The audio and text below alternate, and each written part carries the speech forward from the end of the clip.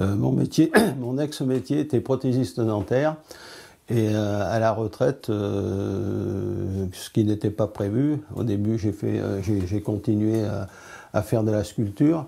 Au début j'ai commencé à faire du bronze, des couleurs en bronze. Et puis après j'ai connu une potière qui m'a dit viens toucher la terre. Et à ce moment-là je suis allé la voir et j'en suis pas sorti, quoi. Et ça fait combien de temps que vous vous amusez à toucher la terre? Alors depuis... là, j'ai mis la pancarte, là, le marché des potiers 2010. C'est ma première cuisson avec mon four depuis 2010. Quoi. Dans quelle ville ce marché des potiers? Ce marché des potiers, c'était à Roussillon. Moi, je me sens plus sculpteur de potier, ne serait-ce que par rapport à mon ex-métier. J'ai surtout fait de la sculpture. Et disons que je ne tourne pas des choses, je n'ai pas de tour d'ailleurs, de tour mécanique, je fais que sculpter ou plutôt modeler, quoi, on dira, pour le terme technique, voilà, c'est ça. Régis Gamon, quelles sont les différentes étapes pour réaliser tous ces produits, comme ceux que l'on voit, des coloquintes, des asperges, des morilles? Quel est le départ? Ben, à la base, nous avons un pain de grès, qui est en granulométrie 0,5. Je travaille aussi du 0,2 en granulométrie. Et à partir de ce pain, eh ben, je modèle tous les objets que vous pouvez avoir dans l'atelier, quoi.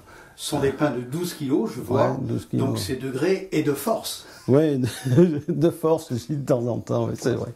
Alors, première étape, donc vous sculptez à partir de ce bloc de grès selon votre inspiration, une coloquinte ou une morille, par exemple. Nous avons là une morille qui a été sculptée et qui a subi une première cuisson. Avant la première cuisson, il faut laisser sécher environ, ça dépend tout de la pièce et de l'épaisseur de la pièce. Et on ne va pas vous demander vos secrets. Ouais, non, mais il n'y a pas vraiment de secret. On laisse sécher environ une quinzaine de jours pour déshydrater la pièce. Et ensuite, on va la faire cuire, faire une première cuisson, quoi. Au four à 950 degrés à peu près, quoi. Donc après, une fois que c'est cuit, donc voilà, celle-ci a subi une première cuisson. Je passe à l'étape suivante qui est l'émaillage.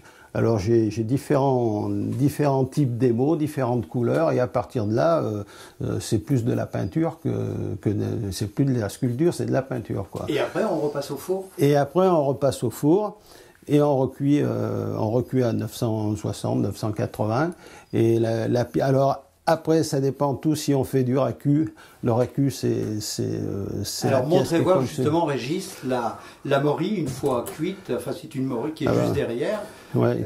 Derrière celle que vous venez de poser, là. Celle-ci, voilà, alors... Ça, c'est une morille en raku. Celle-ci, elle est en raku, donc elle a été émaillée, on lui a passé une frite dessus. Et le pied a subi juste un enfumage. Voilà, sinon il peut y avoir d'autres, il y a d'autres techniques, hein. Je peux faire une morille qui n'est pas un raku, par exemple celle-là n'est pas un raku, quoi. Celle-ci, c'est une morille, une cuisson traditionnelle, quoi. Donc le raku, c'est une cuisson particulière. On va chercher la pièce à 960 degrés directement dans le four avec un habit de pompier et des gants spéciaux, et on va plonger la pièce après dans un fût rempli de copeaux de bois. On enfume pendant 5-6 minutes.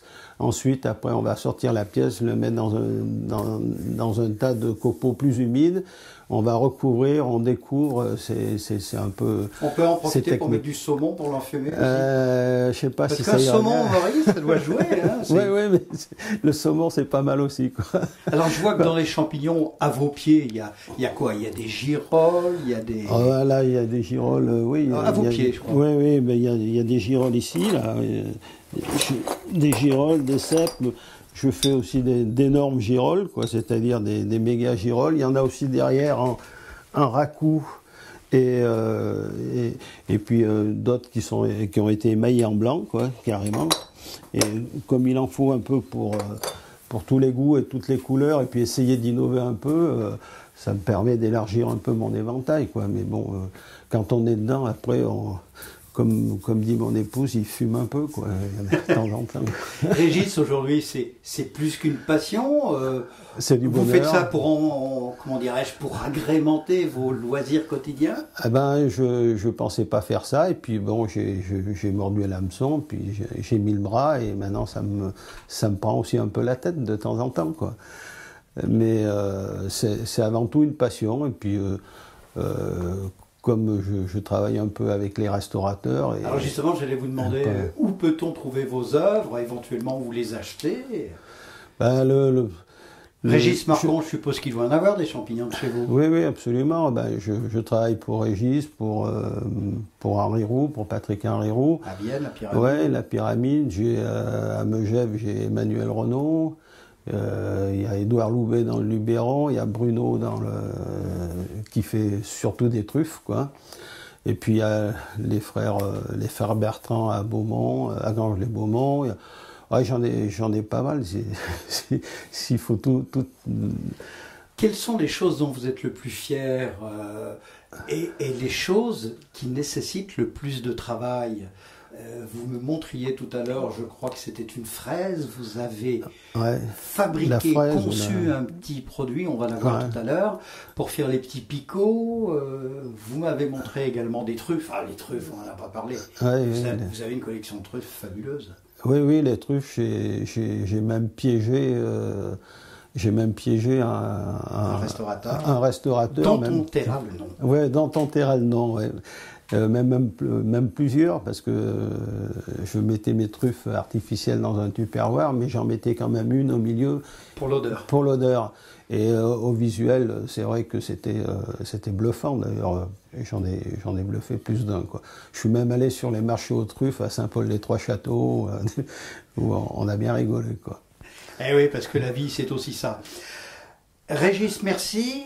On vous quitte quelques instants et on va vous retrouver vers une autre de vos activités qui est un peu en rapport, mais qui est vraiment la sculpture avec des choses très très belles. Ouais. Ben, je vais vous présenter un coffret en palissandre de Santos que j'ai mis au point aussi avec des amis. Et ce coffret, c'est sur le thème de la chasse. Alors nous avons une bécasse, un sanglier et une sarcelle. Et à l'intérieur, on se retrouve avec la bécasse, un tire-bouchon en forme de bécasse, tête de bécasse, qui est doré à l'orfin, c'est-à-dire c'est du bronze doré à l'orfin. Là, c'est un sanglier en bronze argenté, et ici, c'est une sarcelle patinée, quoi, simplement, quoi. Donc ça, c'est un coffret qui est un peu collector, quoi. Disons que j'ai fait ça pour le plaisir, c'est vraiment pour le plaisir de le faire, quoi. J'en ai fait plusieurs, j'en ai fait 3, donc... et malgré tout, il y a des tire-bouchons, on peut s'en servir dans la vie de tous les jours. Ah oui, absolument. Ceux-là, je pense, comme je dis toujours, ils vont enterrer 10 générations de buveurs, quoi. Dernière chose, là vous avez des truffes en raku, est-ce que vous pouvez nous en montrer une? Ben, cette truffe en raku, je l'ai faite en raku pour sortir un peu des sentiers battus, quoi.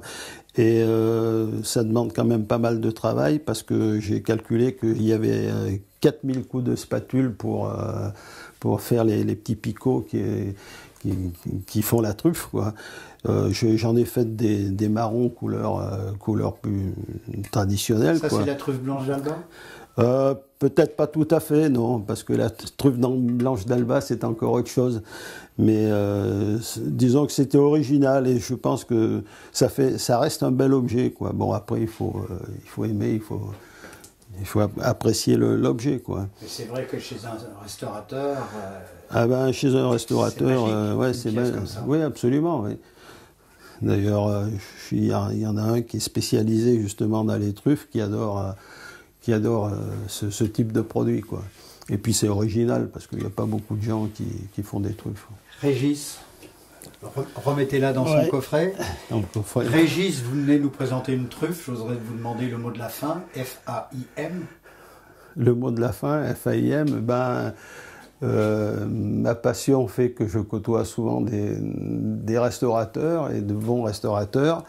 Ça me permet d'allier, je n'allais pas dire l'utile à l'agréable, mais plus l'agréable que l'utile, quoi. En clair, vous en profitez pour présenter vos pièces au restaurateur et puis vous faire un bon casse-croûte. Absolument, le bonheur est sous toutes ses formes, disons à la sculpture, au démarchage et au final, quoi, je veux dire.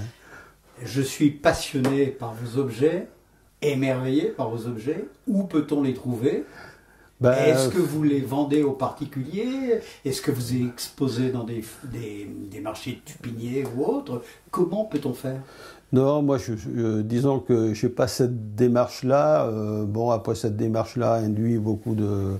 moi, je suis à la retraite, je fais ça avant tout pour le plaisir. Maintenant, il est vrai que ça commence à devenir un peu envahissant. Et il faut aussi que je puisse les écouler. Bon, on fait comment?